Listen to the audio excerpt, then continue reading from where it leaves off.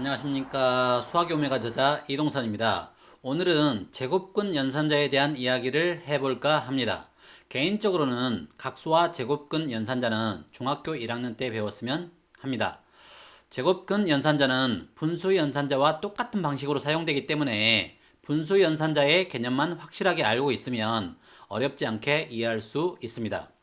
분수 연산자와 제곱근 연산자를 정확히 이해한 후라면 조합 연산자의 개념도 쉽게 이해할 수 있습니다. 이번 시간에는 분수 연산자와 제곱근 연산자와의 공통점, 차이점 등을 비교해 보면서 제곱근 연산자를 완벽하게 이해하도록 하겠습니다. 일단은 제곱근 연산자와 직접적인 관련이 있는 수의 요소인 크기와 각에서 제곱근 연산자가 어떻게 사용되는지를 알아보도록 하겠습니다. 먼저 각수에 관한 영상들을 보시고 각수의 기본적인 개념을 잡으신 후 이 영상을 보시면 제곱근을 훨씬 쉽게 이해할 수 있습니다. 그럼 시작해 보겠습니다. 먼저 제곱근 기호는 이렇게 생겼습니다. 그리고 제곱근 연산자에서는 분수 연산자와는 달리 가계 요소를 따로 정의해 주어야 합니다. 가계 요소는 강의 후반부에서 다루겠습니다. 지금부터는 크기 부분만 다루도록 하겠습니다. 제곱근 연산자 또한 분수 연산자와 마찬가지로 수식을 적을 수 있는 조건과 결과에 두 부분이 존재합니다. 분수 연산자에서 분모가 조건을 나타내듯이 제곱근 기호 앞에 위쪽 부분의 조건을 나타낼 수 있는 부분이 있습니다. 자, 그럼 제곱근 연산자를 이용해서 수를 표현해 보겠습니다. 이 제곱근 4는 두 번 곱해지면 조건입니다. 4가 되는 결과에 수를 표현합니다.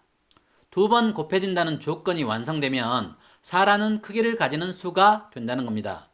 여기서 이 제곱근 4 곱하기 이 제곱근 4라는 수식 표현은 조건을 만족시켰기 때문에 이 수식의 값은 4라는 수와 같습니다. 아시다시피 두 번 곱해서 4가 되는 수에는 자연수 2도 있습니다. 제곱근 4라는 기호는 자연수인 양수 2와 같다는 겁니다. 지금은 가계 요소인 부호를 생각하지 않고 크기의 요소만을 다루고 있습니다. 두 번 곱해진다는 조건에서 어떤 수에 곱해지는지 기준이 필요합니다. 덧셈에서는 0이 분수 연산자의 기준이 되듯이 제곱근 연산자에서는 1이 기준이 됩니다. 0은 덧셈과 뺄셈이 발생할 때의 항동원이고 1은 곱셈과 나눗셈이 발생할 때의 항동원입니다. 다시 말해서 1에 이 제곱근 4가 두 번 곱해진다는 조건이 완성되면 결과로 4라는 수가 되는 겁니다. 앞으로는 곱셈의 항동원 1을 언급하지 않더라도 1에 곱하는 것으로 아시면 됩니다. 자, 세제곱근 8은 어떤 수와 같을까요? 네, 3번 곱해지면 조건 8이 되기 때문에 자연수 2와 같은 크기의 수입니다. 그러면 1제곱근 3은 어떤 수와 같을까요? 1에 한 번 곱해지면 3이 되는 수랍니다. 3이겠죠? 그래서 굳이 1제곱근은 사용할 이유가 없습니다. 분수에서 분모가 1인 경우는 굳이 분수 형식을 사용하지 않는 것과 같은 논리입니다. 그래서 제곱근 기호는 2제곱근부터 사용을 하고 있고 2제곱근이 가장 많이 쓰이는 제곱근입니다. 그래서 2제곱근을 앞으로는 좀 더 편하게 루트라고 부릅니다. 2제곱근 4는 루트 4라고 읽습니다. 루트라고 읽었다면 2제곱근을 이야기하는 거라고 생각하시면 되겠습니다. 조건을 2분의 1로 주겠습니다. 2분의 1 제곱근 3은 어떤 수와 같을까요? 2분의 1번 곱해지면 3이 된답니다. 절반이 곱해진다는 조건이 완성되면 3이 되어야 하기 때문에 2분의 1 제곱근 3은 9와 같습니다. 살짝 지수와 비슷한 느낌이 오시죠? 하지만 이번 시간에는 지수에 대한 언급은 하지 않겠습니다. 이제 제곱근 기호를 어떻게 사용해야 하는지 이해가 되십니까? 이해가 안 되면 반복해서 시청을 해 보시고 이해가 되었을 때 다음 내용으로 진행해 주십시오. 두 번 곱해서 4가 되는 수가 있듯이 두 번 곱해서 3이 되는 수가 있을까요? 1.6을 제곱하면 2.56이고 1.8을 제곱하면 3.28입니다. 그러면 두 번 곱해서 3이 되는 수는 1.6과 1.8 사이에 분명히 존재합니다. 두 번 곱해서 3이 되는 수를 좀 더 정확하게 찾아보면 1.7320508 0756 8877 점점점으로 계속됩니다. 그리고 이 수는 두 번 곱하면 분명히 3이 됩니다. 그런데 왜 이런 수를 굳이 사용해야 할까요? 이런 기호를 만들어서 사용할 이유가 있을까요? 있으니까 물어봤겠죠. 없으면 안 물어봅니다. 여러분이 2차 이상의 차수를 갖는 방정식을 해결하려고 할 때 1.7320508 0756 8877 점점점처럼 소수점 이하가 규칙이 없이 무수히 나열되는 수들이 근이 되는 경우를 많이 만나게 됩니다. 그때마다 1.732 점점점처럼 수를 일일이 사용하는 것은 정말로 비효율적입니다. 그런데 여기서 이 수의 특징은 두 번 곱하면 3이 된답니다. 그래서 1.732 점점점으로 적지 않고 2제곱근 3처럼 조건과 결과를 갖는 기호를 사용하는 것이 훨씬 효과적입니다. 3x는 2에서처럼 이 방정식의 근이 되는 x를 0.666 점점점으로 적지 않고 3분의 2라는 분수 기호로 그 근을 표현하는 것과 같은 이유입니다. x의 제곱은 3을 만족시키는 x는 루트 3이 됩니다. 여기에 가계 요소는 아직 추가하지 않았습니다. 가계 요소를 추가하면 근은 2개가 됩니다. 결론적으로 2차 이상의 차수를 갖는 방정식에서 제곱근 기호를 사용해야 하는 수가 많이 등장하기 때문에 제곱근 기호를 사용합니다. 분수 연산자와 제곱근 연산자는 방정식의 해를 표현할 때 정말로 효과적인 연산자들입니다. 앞으로도 계속해서 방정식의 해를 표현하기 위해서 만들어진 연산자들도 있고 다른 목적으로 만들어진 연산자들도 있습니다. 어떤 연산자가 어떤 곳에 왜 그리고 어떻게 쓰이는지를 잘 파악하고 있으면 모든 연산자를 쉽게 다룰 수 있습니다. 자, 이번엔 수의 두 번째 요소인 각이 제곱근 연산자에서 어떻게 정의되어야 하는지 보시겠습니다. 각수의 각이 제곱근이나 지수 연산에서 쓰일 때는 일반적으로 각수의 각은 0도보다 크거나 같고 360도보다 작아야 합니다. 일단 각수에서 플러스 부호는 각 0도를 의미하고 마이너스 부호는 각 180도입니다. 각 0도는 아무리 많이 곱해져도 그대로 0도가 됩니다. 하지만 각 180도는 한 번 곱하면 각 180도이지만 두 번 곱하면 360도가 되고 360도를 넘지 않는 조건에 따라 360도는 0도로 바뀝니다. 이 내용들은 각수에서 기본 중에 기본입니다. 그래서 두 번 곱해지면 0의 각도가 되는 각은 두 개가 있습니다. 각 0도와 각 180도입니다. 각수의 각은 곱셈에서 각끼리 더해집니다. x의 제곱은 3을 만족하는 x는 두 번 곱하면 3이 되는 수를 의미합니다. 그래서 두 번 곱하면 3이 되는 수는 크기의 요소에서는 루트 3입니다. 하지만 각의 요소에서는 0도와 180도로 두 개가 있습니다. 따라서 두 번 곱해지면 3이 되는 수는 루트 3 곱하기 각 0도와 루트 3 곱하기 각 180도가 있습니다. 루트 3 곱하기 각 0도는 플러스 루트 3이고 루트 3 곱하기 각 180도는 마이너스 루트 3입니다. x의 3제곱은 2를 만족시키는 근 x는 3번 곱하면 2가 되는 수입니다. 3번 곱해지면 2가 되는 수는 크기의 요소에서는 3제곱근 2입니다. 자, 각의 요소에서는 3번 곱했을 때 각 0도가 되는 각은 3개가 있습니다.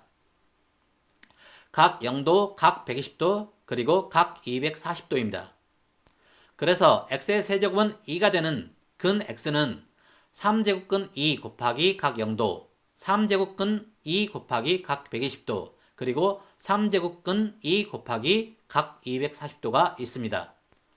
각수를 풀어서 쓰면 3제곱근 2와 3제곱근 2 곱하기 2분의 마이너스 1 플러스 루트 3i, 그리고 3제곱근 2 곱하기 2분의 마이너스 1 마이너스 루트 3i가 됩니다. 2차 방정식 또는 3차 방정식과 같은 고차 방정식은 평면 공간을 사용하는 작업에서 많이 쓰입니다. 현실에서도 엄청나게 사용될 겁니다. 아직은 이러한 방정식의 근이 평면에서 중요하게 사용된다는 사실을 잘 모르기 때문에 많이 쓰여지고 있지는 않습니다. 알면 많이 쓰게 됩니다. 자, 이제 제곱근 기호만 알면 2차 이상의 고차 방정식에서의 근을 다룰 수 있습니다.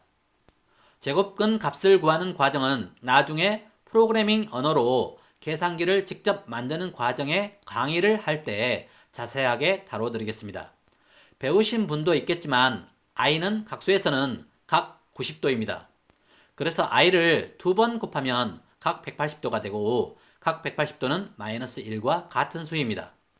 마이너스 i는 각 270도입니다. 이것 또한 2번 곱하면 각 180도가 됩니다.